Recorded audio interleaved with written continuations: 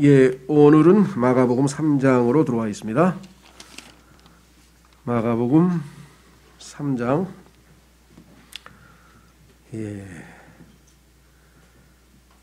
지난번에도 주님은 안식일에 제자들이 곡식 이삭을 따서 먹는 것과 관련지어서 자신이 안식일의 주님이라고 하는 사실을 소개했었죠.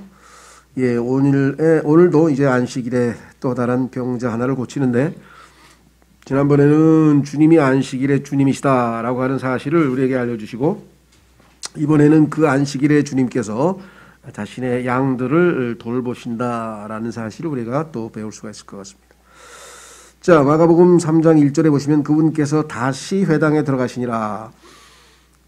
회당에 들어가셨다가 또 사람들이 많으면 또 나오셨다가 계속해서 지금 여기저기 다니시면서 두루 지금 사역을 하고 계시죠.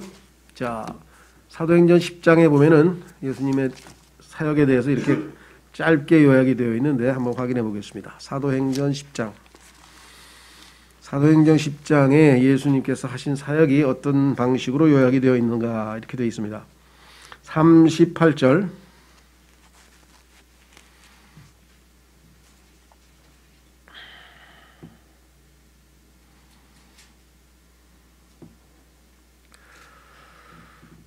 자, 36절부터 보겠습니다. 36절부터 보시면은 사도행전 10장 36절에 하나님께서 이스라엘 자손에게 보내신 말씀은 곧 예수 그리스도로 말미암아 화평을 선포하는 것인데 그분은 모든 사람의 주시니라.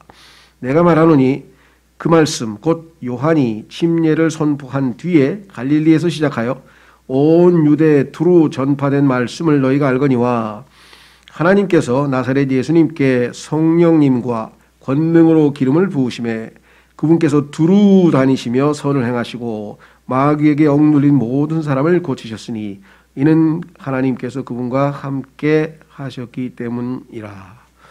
두루 다니시며 선을 행하시고, 그러니까 지금 여러 지방에 두루두루 골고루 지금 다니고 계시기 때문에 여기에 지금 다시라고 하는 말이 들어가 있네요.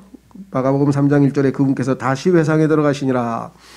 거기에 한 손이 오그라든 사람이 있으므로 그들이 그분을 고소하기 위해 그분께서 안식일에 그를 고치려 하시는지 보려고 그분을 지켜보거늘 그분께서 손이 오그라든 사람에게 이르시되 일어서서 앞으로 나오라 하시고 그들에게 이르시되 안식일에 선을 행하는 것이 율법에 맞느냐 악을 행하는 것이 맞느냐 생명을 구원하는 것이 맞느냐 죽이는 것이 맞느냐 하시니라. 그러나 그들이 잠잠하매 그들의 마음이 강팍함으로 그분께서 근심하사 분노하시며 그들을 둘러보시고 그 사람에게 이르시되 내 손을 앞으로 내밀라 하시니 그가 내밀 때 그의 손이 다른 손과 같이 온전하게 회복되니라. 자, 일단은 관련 성경 구절이 마태복음에 있는데요. 마태복음 12장을 한번 가보시면 이 손이 오그라든 사람을 예수님께서 한 마리 양에다가 비유하셨어요. 한 마리 양. 마태복음 12장 9절로 가시면 같은 문맥인데 마태복음 12장 9절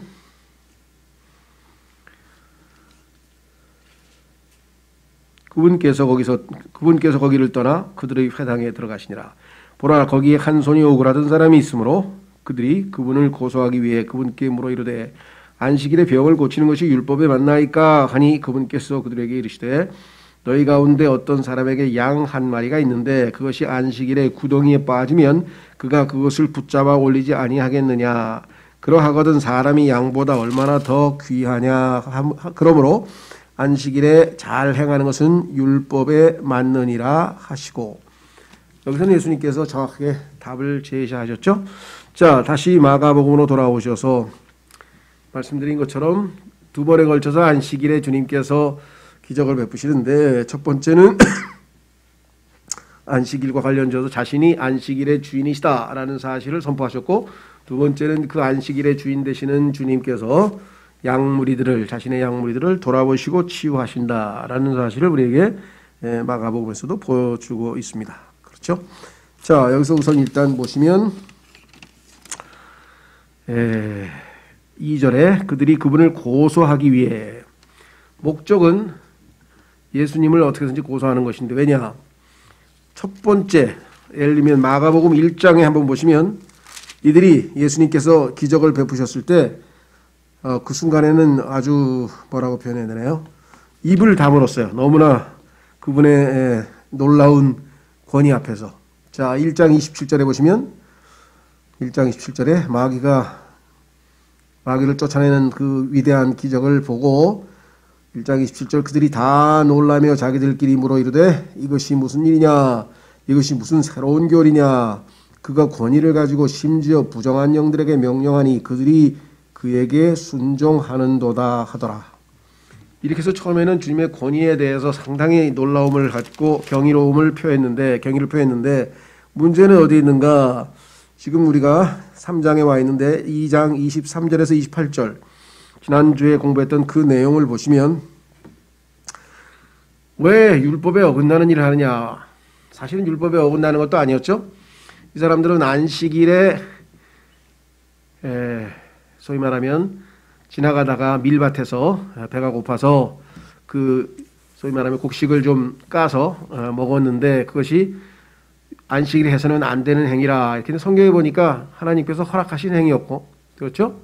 얼마든지 따서 칼로 베어서 먹으면 안 되지만 따서 먹는 거는 구약의 율법에 허락이 되어 있었다라는 사실 우리가 지난번 한번 성경을 찾아서 확인을 했었었죠. 자, 그러니까 처음에는 너무 놀래고 이분이 어떤 분인가 하고 그렇게 경이롭다가 가만히 보니까 자신들이 받고 있던 모든 주목을 또 찬사를 이 사람들이 전부 예수 그리스도께로 향하고 있는 것이에요. 그러니까 마음에 성경에 따르면 이 사람들이 이제 시기심이 난 것이죠. 질투가 나고 시기심이 나는 상황에 있는데 율법에 어긋나는 일을 한다고 판단한 거죠. 사실은 그렇지 않은데도 불구하고 그래서 안식일에 해서는 안 되는 일을 한다고 얘기를 했는데 예수님께서 성경을 펴서 다윗이 한 일을 설명하시면서 답변을 하시니까 더 이상 답변할 수가 없죠. 성경으로 답변하셨으니까 더 이상 답변할 수 없는 상황이 됐는데 그 다음부터는 이제 예의 주시하는 거예요. 어떻게든 올무를 잡아서 올무에 빠뜨려서 이 사람을 어떻게든지 제거하고 다시 우리 종교 지도자들이 이 유대인 백성들의 주목을 받고 존경을 받고 자기들이 소위 말하면 인기를 좀 되찾아야 되겠다. 아마 이런 전략을 가지고 있었던 것 같아요. 그렇죠? 사람에게 제일 아주 어려운 유혹은 바로 이 이생의 사랑. 성경에 보니까 마귀가 사용하고 있는 세 가지 전략 또는 미끼가 뭐냐? 사람들을 시험에 빠뜨려서 죄를 짓게 하는데 첫째는 육신의 정욕과 안목의 정욕과 그 다음에 이생의 자랑.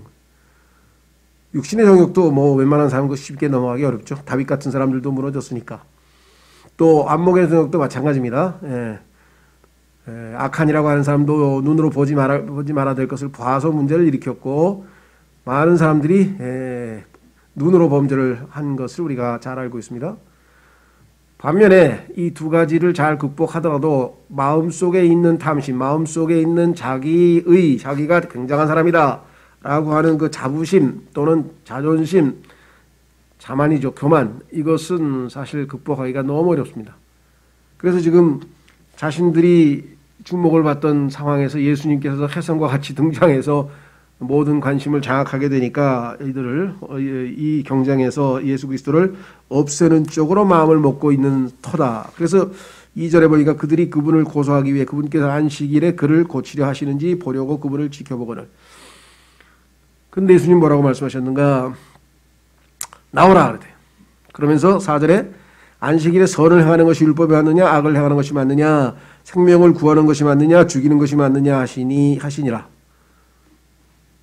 자, 이렇게 질문하면은 최소한의 상식만 가지고 있는 사람들도 당연히 안식일에 선을 행하는 것이 맞습니다. 그렇게 답변을 해야 될 것이 너무나 뻔한데 이 사람들은 지금 마음이 어떻게 됐냐? 강팍 딱딱하게 굳어가지고 성경에 보니까 우리가 하나님의 말씀을 뿌릴 때 하나님의 말씀이 떨어질 때 땅이 딱딱하게 굳어서 씨가 들어가지 않는 그런 마음밭이 있고 또 가시덤불 밭도 있고 뭐 등등 네 가지 종류의 밭이 있죠. 그 중에 좋은 마음밭이 좋은 경우도 있는데 이 사람들의 경우에는 아주 딱딱하게 굳어 있었어요. 그래서 답변을 안 하고 있는 거예요.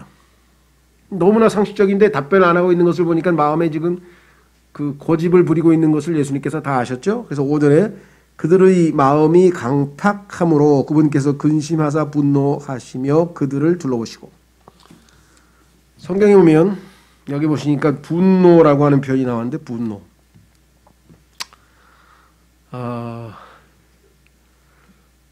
이 성경의 분노와 관련된 구절이 약 258회인가 나와요. 근데 그 중에서 약 200번 정도는 하나님께서 인간을 향해서 분노하시는 거예요. 화를 내시는 거예요. 여러분 생각에는 하나님께서 그렇게 자주 화를 내시나? 그런 성경에 써 있어요. 인간이 얼마나 말을 안 들었으면 그렇게 화를 내시는지. 나중에 하나님께서 화를 내시는 이유, 뭐 때문에 화를 내시는가 모르겠어요. 이제 설교를 좀 준비하고 있는데 한번 그걸 알아야 저러면 화를 내시는구나. 그걸 좀 알아야 우리가 대비도 하고 하겠죠. 어쨌거나 하나님께서는 화를 내신다. 따라서 화를 낸다. 우리가 화를 내는 것도 다 죄가 될 수는 없어요. 다만 그 화가 잘못하면 우리는, 하나님은 아닌데 하나님은 의로우시기 때문에 화를 내실 때에도 의로운 화, 그렇죠? 예. 그렇기 때문에 그게 죄로 넘어가지나 죄를 짓지는 않으시는데 인간은 잘못하면 그것이 죄로 넘어가서 문제가 될 경우가 있죠. 그래서 약 50여 번의 경우는 인간이 화를 내는 장면이 성경에 나오는데 대부분 다 잘못 화를 내는 경우가 대부분이에요. 그래서 성경에 보면 제일 처음에 그리스도인이 된 다음에 우리에게 굉장히 아주 두려운 구절 또는 오해하고 있는 구절이 뭐냐? 다시 말하면 마태복음 5장 22절입니다. 한번 보겠습니다. 마태복음 5장 22절.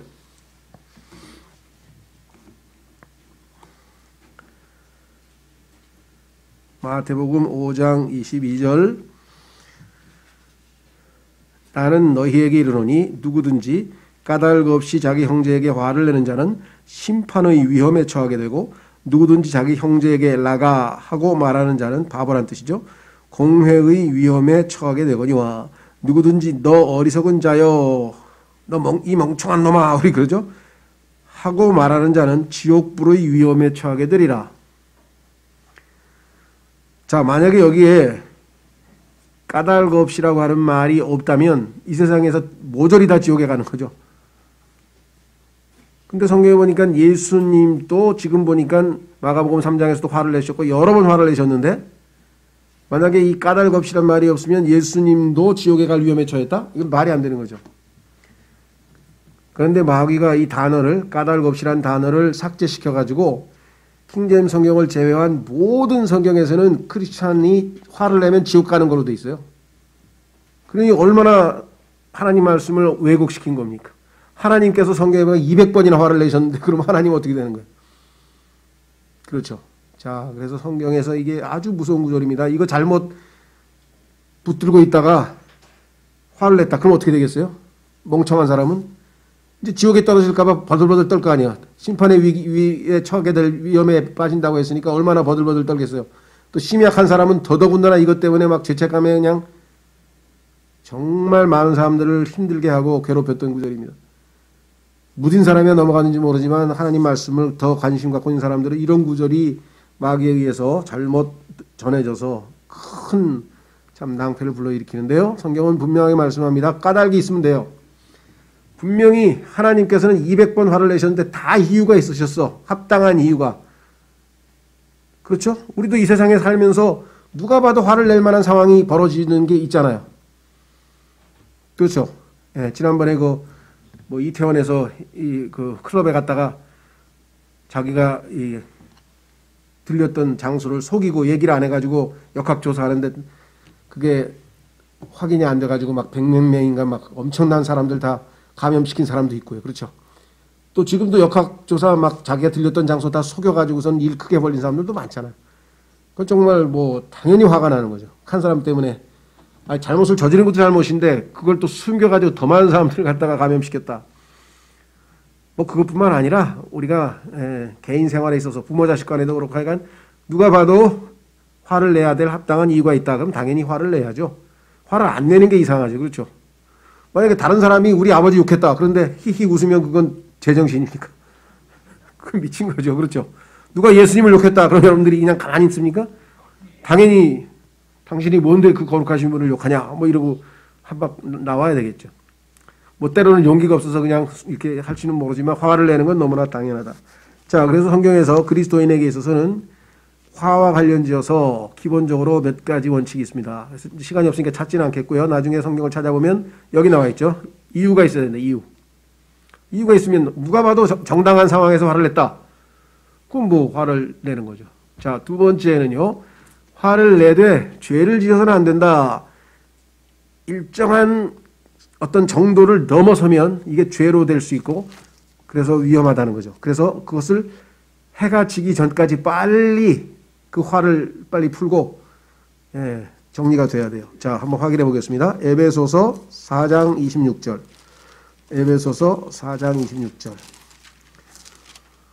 저도 처음에 그리스도인 되고 난 다음에 그리스도인이 절대로 화내서는 안 된다고 생각했어요. 왜? 아까 그 구절 마태복음 5장 22절 뭣도 모르고 읽으니까 뭐 겁신하고 두려워가지고 야 이거 큰일 났는데. 그렇죠. 얼마나 겁신하겠어요. 두렵고. 에베소서 4장 26절. 너희는 화를 내도 죄는 짓지 말며 해가 지도록 진노하지 말고 마귀에게 틈을 주지 말라. 자, 여기 보시면 너희는 화를 내도 이렇게 우리말로는 번역이 되어 있죠. 너희는 화를 내도. 그래서 사실은 이게 영어로는 명령으로 되어 있어요. 너희는 화를 내라. 그러나 죄는 짓지 말라. 이렇게 되어 있는 거란 말이에요. 그러니까 화를 내라고 하는 것이 명령형으로 되어 있으니까 화를 안 내는 게 이상한 거죠. 그건 감정이 없는 거죠. 불의를 보고 화를 안 내면 어떻게 해요?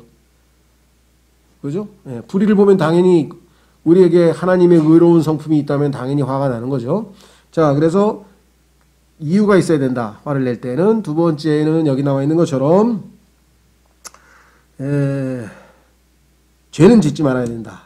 그래서 빨리 해가 지도록. 왜냐하면 인간의 이 화가 계속 머물러 있어서 점점 화가 더 막 심화돼 가지고 그러면 나중에는 이것에 대해서 과잉 반응을 하거나 죄를 짓게 되니까. 그래서 해가 지도록 진노하지 말고 빨리 풀어야 된다는 얘기고요.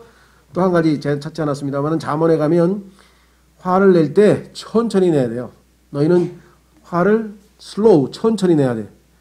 그런데 성경에 보니까 하나님의 성품 중에 하나가 하나님은 화를 천천히 진노를 천천히 진노하시는 분 이렇게 써 있네요. 하나님 화를 낼 때 급작에 내시는 분이 아니라 slow to anger라고 성경에 몇 군데에 써 있어요. 자, 그래서 우리도 적어도 이 세 가지 이유가 있어야 된다. 그 다음에 죄가 지를 정도까지는 안 되고 빨리 화를 해가 지기 전에 풀어야 된다. 세 번째는 서둘러서 급히 내면 안 된다. 한 템포 늦춰서 뭐 다양한 방법이 있겠죠. 뭐 하나 둘 셋을 세든지 아니면 뭐 어떤 방법으로든지 약간 그냥 즉각적인 화를 팍 내면은 그건 컨트롤이 안 된다는 얘기잖아요. 그렇죠? 네, 그래서 우리 그리스도인들은 필요할 때 또 당연히 누가 봐도 화를 내야 될 때 안 내면 더 이상한 거죠. 그래서 화에 대해서 오해하고 계셔서는 안 된다라는 사실을 좀 우리가 기억하셔야 됩니다. 성경에 보니까 하나님께서 그 화를 내신 그 이유가 성경에 아주 많은데 나중에 한번 기회 있으면 한 12가지 정도 이유가 나오네요. 자, 한 구절만 찾고 화와 관련되어서는 넘어가겠습니다. 시편 7편 11절. 왜 이 말씀을 드리느냐? 오늘날 사람들이 사랑의 하나님만 얘기하면서 의로우신 하나님에 대해서는 우리가 잘 얘기를 안 하다 보니까 하나님에 대해서 그 성품을 균형 있게 우리가 알지 못하고 한쪽에 치우쳐서 안다는 것이죠. 하나님이 세상을 이처럼 사랑하사 이렇게 사랑이 많으신 분인데 하나님이 화를 내십니까? 그러니 하나님은 의로우시기도 하시기 때문에 당연히 불의한 일을 보시고는 진노하실 수밖에 없겠죠. 자, 시편 7편 11절에 보시면 시편 7편 11절에 보시면 하나님은 의로운 자를 판단하시며 하나님은 사악한 자를 향하여 날마다 분노하시는도다. 그렇죠? 날마다 분노하시는도다. 여러분들 우리가 일반적으로 복음 그러면 복된 소식이라 그러고 기쁜 소식이라 그러고 그렇죠.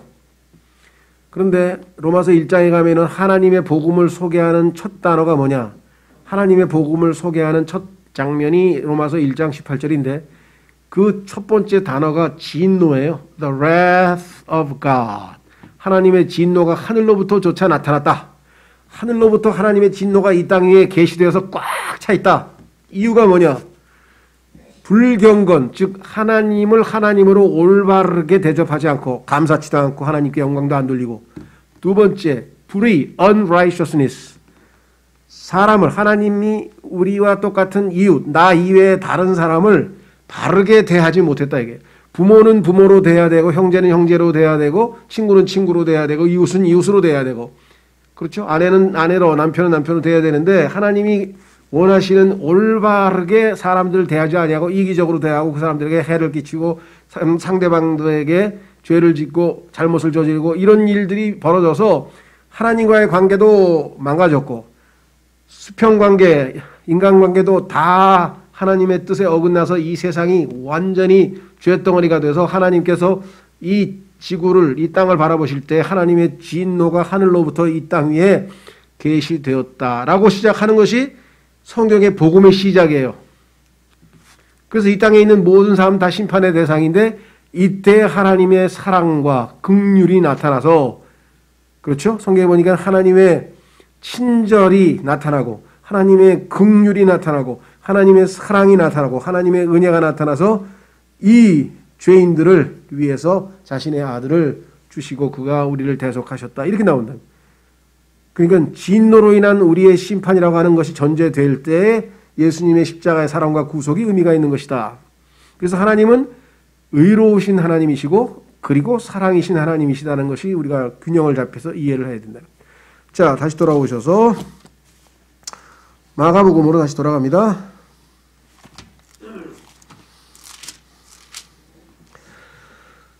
이들의 강팍한 마음에 대해서 하나님이 화가 나셨는데 예수님께서 뭐라고 하셨냐? 내 손을 앞으로 내밀라. 5절의 중간 부분에 하시니 그가 내밀매 그의 손이 다른 손과 같이 온전하게 회복되니라. 예수님의 말씀은 생명의 말씀이고 능력의 말씀이기 때문에 그분의 말씀을 믿고 순종하면 즉시로 효과가 나타나죠. 그렇죠? 얼마나 이게 앞뒤가 안 맞는 말이에요. 왜 손이 오그라든 사람한테 너 손을 내밀라 그러면 어떻게? 손을 내밀 수가 없는 사람인데 지금 불가능한 장애인인데, 그러나 하나님의 말씀은 그것을 능히 정복할 수 있는 말씀이라는 것. 자, 그래서 순종하니까 완전히 회복되어졌다. 아주 이것이 우리의 마지막 모습이죠. 온전히 회복되어지는 것. 단순히 신체적인 것만 아니라 우리의 영적인 성품, 예수님과 같이 된다고 요한일서 3장에 예수님이 오실 때 우리의 모든 모습이 외적인 모습만 아니라 성품, 내적인 우리의 내면도 예수님처럼 완전히 회복되어질 것이다 라는 약속이 요한일서 3장에 나와 있죠. 그것이 우리에게는 아주 큰 소망이다 그랬습니다. 6절 바리새인들이 나아가서 그분을 대적하여 어떻게 자기들이 그분을 죽일까 즉시 헤롯 당원들과 의논하였으나, 생각해 보세요. 이 사람들은 완전히 세상에서는 물과 기름과 같은 사람이에요. 자, 바리새인들은 오늘날 우리로 치면 태극기 부대야. 태극기 부대. 바리새인들은. 그 다음에 여기 나와 있는 헤롯 당원들은 진보, 지금 정권 잡은 사람들이야. 완전히 물과 기름이야. 그러니까요, 우리가 뭐 태극기 부대 그 사람들하고 상관없어요. 우리는 하나님 편이기 때문에. 그렇죠? 예, 성경에 보니까 좌로나 우로나 치우치지 말라. 그러면 중도파면 중도파가 옳으냐? 그것도 아니에요. 예수 그리스도를 대적하는 세상에는 좌파도 있고 우파도 있고 중도파도 있고 다 이건 세상에 속한 것이에요. 무슨 말인지 아시겠죠? 그래서 여기에서 누구 편을 들고 막 싸우고 하는 거는 완전히 영적인 에너지를 낭비하는 겁니다. 다만 좌파가 있든 우파가 있든 중도파가 있든 그들이 주장하는 내용이 성경과 맞으면 좌파고 우파고 따지지 말고 그걸 수용하고, 성경과 어긋나면 나하고 같은 파라도 당연히 틀린 것이고, 그렇죠? 여기 보세요. 이 세상들은 얼마나 교활한가. 둘이 물과 기름인데 예수 그리스도를 대적하기 위해서는 힘을 합칩니다. 왜? 같은 영이기 때문에, 마귀의 영에 속해 있기 때문에. 자, 참으로 신기한 일이죠. 그래서 여기 보시니까 바리새인들이 나가서 그분을 대적하여 어떻게 자기들이 그분을 죽일까 즉시 헤롯 당원들과 의논하사. 생면부지 아예 얼굴도 안 마주치고 솔솔 그러고 다니는 사람들인데 예수님은 그들의 공동의 적이 되셨다는 것이에요. 자, 그래서 7절에 뭐라고 했는가 한번 보십시오. 나중에 이 두 사람들이 이렇게 힘을 합친 이유는 그들이 시기심이 나서 예수님을 죽여서 자신들이 다시 주도권을 잡기 위한 것이라고 15장 10절의 뒷부분에 나오죠. 7절 예수님께서는 자기 제자들과 함께 물러나 바다로 가시니라. 예수님은 지혜로우시기 때문에 피하셨어요. 왜? 아직 때가 아니야. 하나님께서 자신에게 맡기신 사명이 아직 더 남아있기 때문에 그렇죠? 네, 지혜롭게 피하시고 나중에 때가 되셨을 때 이제 담대히 십자가로 가시죠. 그때는 정말 얼굴에 이 죽을 각오를 하고 그래서 성경에 보니까 막 얼굴이 구약 성경에서는 부싯돌 같이 우리도 그렇죠. 강한 의지가 엿보이는 얼굴이 있죠. 난 죽겠다 죽을 각오를 하고 얼굴이 막 이렇게 그런 모습을 하고 예수님께서 십자가를 향하셨다고 누가복음 9장에 기록되어져 있죠. 자, 그래서 7절 예수님께서는 자기 제자들과 함께 물러나 바다로 가시니라. 갈릴리에서 온 큰 무리가 그분을 따르며 두 번째 유대와 세 번째 예루살렘과 네 번째 이두메아와 이두메아는 지금 소위 말하면 에돔 땅이 있는 데죠. 그다음에 저 사해 남쪽에 사해 밑에 그다음에 요르단 건너편에서 온 자들도 따르더라. 지금의 레바논 요르단 지역이죠. 또 두로와 시돈의 근방에서 이것은 레바논 지역이죠. 온 자들 곧 큰 무리가 그분께서 하신 큰 일들을 듣고 그분께 나아오므로 소문이 쫙 퍼졌죠. 어마어마한 일들이 벌어지고 있다. 그러니까 그냥 당시 그 지역 동서남북을 가릴 것 없이 그냥 온 세상에 있는 사람들이 다 예수님께로 지금 몰려들고 있는 중입니다. 그렇게 되면 어떻게 되겠습니까? 예수님을 향한 예수님의 원수들의 시기심과 질투심은 점점 그게 악에 달해서 나중에 결국은 예수님을 십자가에 넘겨주는 일까지 발생하게 되겠죠. 자, 첫 번째는 어떻게 했는가? 너무 놀래가지고 하나님께 영광을 누렸던 사람들이에요, 이 사람이. 근데 이 사람들이 그 예수 그리스도에 대해서 점점 마음이 강팍해져서 나중에 예수님을 죽이기까지 하는 것. 이 아담의 성품이 거듭나지 아니하면 정말 더 이상 손대거나 개혁되거나 개선되거나 할 여지가 없다는 사실을 우리에게 보여주고 있죠. 자, 다시 9절로 갑니다. 그분께서 무리로 인해 그들이 자기에게 몰려드는 것을 피하기 위하여 작은 배를 대기시키도록 자기 제자들에게 말씀하셨으니 얼마나 지혜로우십니까? 사람들이 지금 잔뜩 몰려와가지고 거기 있다가는 사람들에게 그냥 떠밀려서 잘못하면 넘어지시고 그래서 지혜롭게 사람들에게 그 바닷가니까 배를 하나 준비해서 그 배에서 하나님의 말씀을 선포하고 듣는 사람들은 이 언덕길에서 이렇게 언덕에서 쭉 앉아서 다양한 얘기가 있죠. 예수님께서 그 어떤 경우에는 수천 명의 사람들이 듣고 있는데 그 목소리가 얼마나 컸길래 다 들었느냐. 실제로 이 바닷물 소위 말하면 물에 의해서 이 파동에 의해서 어떤 요즘으로 치면 음향 증폭 장치가 자연적으로 되어서 충분히 가능하다 그런 얘기들도 하고 이런데 하여간 우리가 알아야 될 얘기는 아니고 저런 얘기를 우리가 할 수 있다. 그러니까 얼마든지 다 들릴 수 있도록 선포하셨다. 자, 그래서 뭐라고 얘기를 했느냐?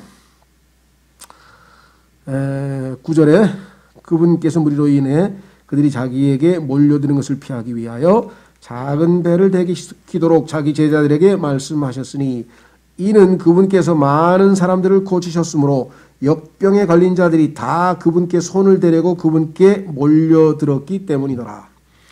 소문이 나서 손만 대면 그렇죠?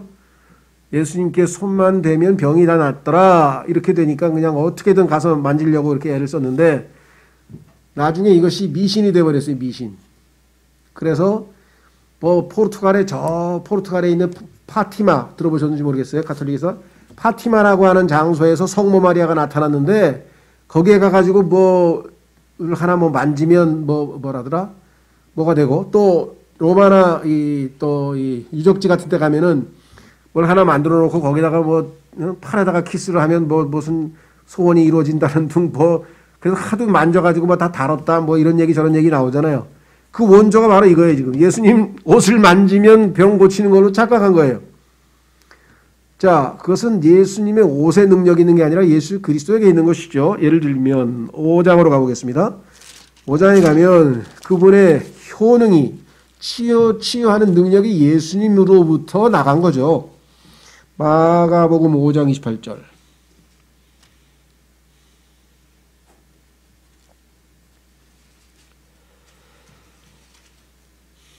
그 유명한 이 혈루증이 있는 여자가 있죠? 25절.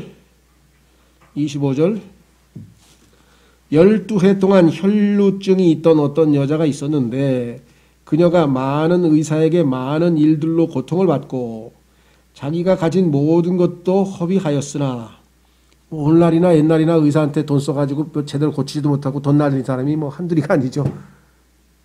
자, 좋아진 것이 없고 도리어 더 심해지던 차에 예수님에 관한 소문을 듣고 밀려드는 무리 가운데서 뒤로 들어와 그분의 옷에 손을 대니 이는 그녀가 이르기를 내가 그분의 옷에만 손을 대도 온전하게 되리라 하였기 때문이더라. 이게 하나님 말씀이 아니고 이 여자가 그렇게 생각했다는 거예요. 그래서 사람들은 옷만 만지면 뭐 십자가만 만지면 뭐 만지면 그리고 뭐 예수님의 수의가 뭐 튜린 성당에 있는데 그거를 뭐 만지면 어떻게 된다더라. 뭐 밤낮 그 유품 죽은 사람의 유품에 대해서 그렇게 막 숭배를 하는데 이거 다 우상 숭배죠. 자, 그래서 실제적으로는 무언가 여기 나와 있네요. 29절. 즉시 그녀의 피 나오는 근연이 마름에 그녀가 자기가 그 역병에서 나온 줄을 몸으로 느끼니라. 30절. 예수님께서 즉시 효능이 자기에게서 나간 줄을 스스로 아시고 예수님은 손을 댔는데 그게 옷을 댄 게 아니라 사실은 예수님 안에 있던 능력이 그렇죠? 흘러나가서 고친 거죠. 그래서 예수님께서는 효능이 자기에게서 나간 줄을 스스로 아시고 밀려드는 무리 가운데서 돌이키며 이르시되 누가 내 옷에 손을 대었느냐 하시니 이렇게 됩니다. 그렇죠? 자, 그래서 우리는 다시 마가복음으로 돌아오셔서 누가복음에도 얘기가 나오죠. 자, 우리는 다시 돌아옵니다. 12절. 그분께서 그들에게 엄히 명하사 그들이 자기를 알리지 못하게 하시니라. 지난번에도 그랬죠. 알리면 어떻게 돼요? 사람들이 몰려들고 그러면 예수님께서는 곳곳에서 아직도 하셔야 될 일들이 있는데 이 사람들이 대중들이 너무 몰려들어서 하지 못하시잖아요. 그걸 할 수 없이 한적한 곳으로 피하셨다가 다시 또 다른 데 가셨다가 이렇게 해서 지금 오히려 예수님께서 하셔야 될 일들을 이렇게 사람들이 몰려듦으로써 방해받는 일이 지난번에도 여러 번 있었죠. 때가 되기 전까지는 예? 11절 안 했네. 죄송합니다. 부정한 영들도 그분을 보면 그분 앞에 엎드려 소리질러 이르되 당신은 하나님의 아들이시니다 하니.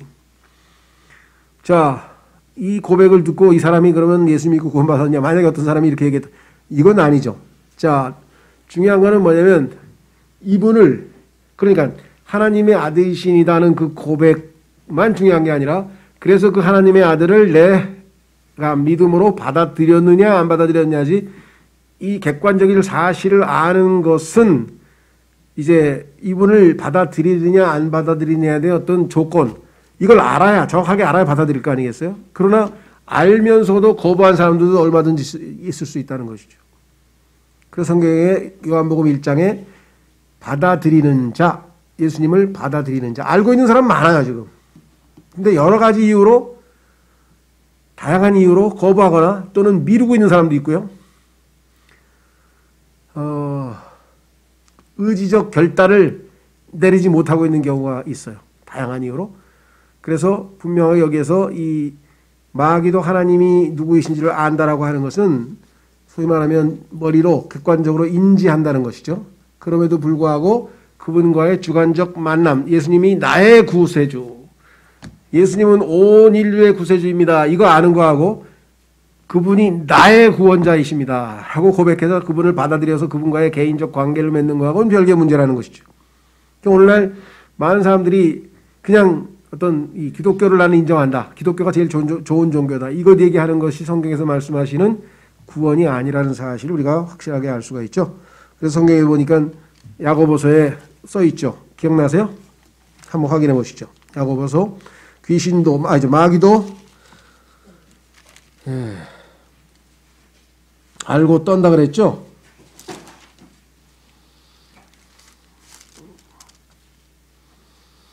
야고보서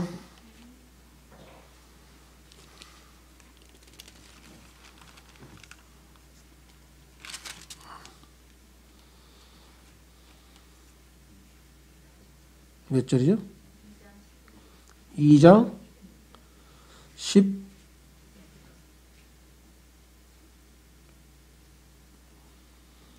2장 10 예, 19절이네요. 야고보서 2장 19절에 보시면 내가 한 하나님이 계시는 줄 믿으니 잘하는도다.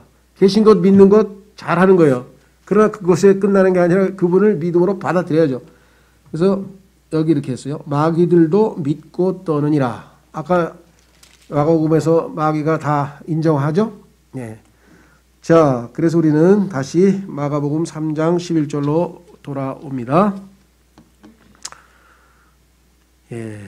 부정한 영들도 그분을 보면 그분 앞에 엎드려 소리질러 이르되 당신은 하나님의 아들이시니다 하니 그분께서 그들에게 엄히 명하사 그들이 자기를 알리지 못하게 하시니라.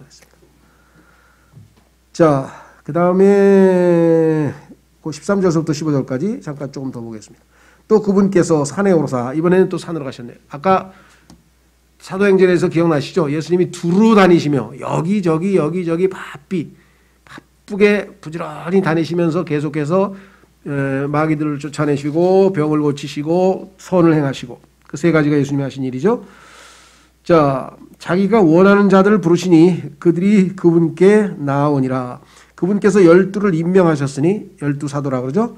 이것은 그들이 자기와 함께 있게 하고, 두 번째, 또 친히 그들을 내보내사 복음 선포도 하며 병 고치는 권능과 마귀들을 내쫓는 권능도 가지게 하려 하심이라. 그다음에 이제 16절서부터는 이제 명단이 나오는데요. 자, 우리가 소위 잘 아는 사도를 임명했습니다. 또 그 이외에도 70명의 제자들 있고 예수님의 그 따르는 사람들은 무리가 많았지만 일단 성경에 따르면 예수님께서 제자 12명을 사도로, 그래서 이 사도라고 하는 것은 보내심을 받았다 이런 뜻이죠. 하나님의, 그죠? 그래서 자기들이 막 혼자서 결정해서 간 것이 아니라 보내어져서 간 사람들을 성경에서 얘기를 하죠. 그래서 처음에 하나님께서 사역하신 그 순서가 뭐라고 나와 있는가 한 구절만 찾아보고 마치겠습니다. 자, 로마서로 갑니다. 로마서 10장. 로마서 10장으로 가면 이 복음이 어떤 방식으로 전파되느냐, 예수님께서 자신의 사역을 하실 때 그분은, 머리 되신 그분은 지금 셋째 하늘로 가 계시고 지금 이 세상에 남아있는 사람들에게 예수 그리스도를 대신해서 말씀 사역, 복음 사역을 하도록 하셨는데 그 순서가 로마서 10장에 나와 있습니다. 자, 13절. 로마서 10장 13절에 누구든지 주의 이름을 부르는 자는 구원을 받으리라. 14절. 그런즉 그들이 자기들이 믿지 아니한 분을 어찌 부르리요. 하나님 나 좀 도와주세요. 하나님 불렀으면 하나님을 믿으니까 불렀지, 하나님도 안 믿는데 부를 리는 없을 거 아니냐 이거죠. 당연히 우리는 믿기 때문에 부르는 거죠. 그래서 여기 나와 있어요. 믿지 아니한 분을 어찌 부르리요. 그런데 자기들이 듣지 못한 분을 어찌 믿으리요. 한 번도 안 들어본 분을 어떻게 믿어요. 그분에 대해서 소문을 들어서 아까 그 여자도 와서 믿었잖아요. 예수님이 내 죄 때문에 죽으셨다라는 얘기를 듣고 우리가 믿은 거지, 아무것도 듣지 않은 채 믿을 수는 없죠. 그래서 들었다 그랬어요. 자, 그 다음에 중요한 건 선포자가 없이 어찌 들으리요. 누군가가 선포를 했으니까, 누군가가 예수 그리스도께서는 십자가에서 죽으셨습니다, 여러분을 죄값을 치르기 위해서 죽으셨습니다 하고 누군가가 선포를 했기 때문에 들었지, 아무도 입 딱 다물고 있었으면 우리가 어떻게 들을 수 있겠느냐. 그 다음에 보내어지지 아니하였으면 그들이 어찌 선포하리요. 예수님께서 가서 선포하라 하고 보냈기 때문에 이 사람들이 가서 보내심을 받고 선포한 거 아니냐. 그래서 여기 지금 보내어진 자들이 누구냐, 바로 12 제자라 이거죠. 그걸 사도라 그랬대, 사도. 그래서 15절에 보내어진 것이 아니었으면 그들이 어찌 선포하리요. 그래서 예수님은 이 순서를 따라서 12명의 제자를 보내서 사도로 삼고 그들이 복음을 선포했고 들은 사람이 그 중에서 들은 사람 중에서 다 믿은 건 아니죠. 믿고 그 믿은 사람이 주여 나를 살려주십시오. 주여 나를 구원해 주십시오. 주여 믿습니다 하고 예수님의 이름을 불렀고 그렇게 해서 구원이 성취가 됐다. 그 순서대로 이루어진 것이죠. 이게 우리가 선교의 순서예요. 선교의 단계. 보내심을 받고. 그렇죠? 우리도 선교사들이 하나님 성령님의 인도하심을 받고 교회에서 이제 파송을 하잖아요. 가서 그 사람들이 선포하잖아요. 그럼 거기 있는 사람들 중에서 들은 사람 중에서 마음으로 믿은 사람들이 뭐예요? 주님 나 좀 구원해 주십시오. 믿습니다. 주님 나의 주님으로 받아들이겠습니다. 이렇게 해서 구원이 이루어지고 그들이 모여서 교회가 이루어지는 것. 그래서 선교가 완성이 되고 거기에서 그 사람들을 잘 모아서 성경을 잘 가르칠 수 있도록 가르치고 한 몇 년간 보통 몇 년 정도 지나면은 그 중에 하나님께서 주신 몸된 교회에게 주신 목사와 교사가 거기에서 이제 양성이 되어져서 그 사람으로 하여금 그 교회를 목회하도록 맡기고 그 보내심을 받은 선교사는 또 다른 곳에 가서 똑같은 일을 해서 또 교회를 세우고 또 교회를 세우고 이렇게 해서 하나님께서 이 땅의 모든 곳에 복음을 전파하시는 그러한 방식을 택하셨다. 이것이 선교의 성경적 단계별이죠. 그렇죠? 그래서 예수님은 지금 그걸 염두에 두시고 12제자를 지금 선정하시는 작업이 지금 오늘 마가복음 3장 13절부터 나온다는 것이죠. 예, 다음 시간에 계속 이어가도록 하겠고요. 오늘 이 시간에는 또 우리가 짧지만 몇 가지 또 기도 제목을 놓고 기도를 하겠습니다. 우선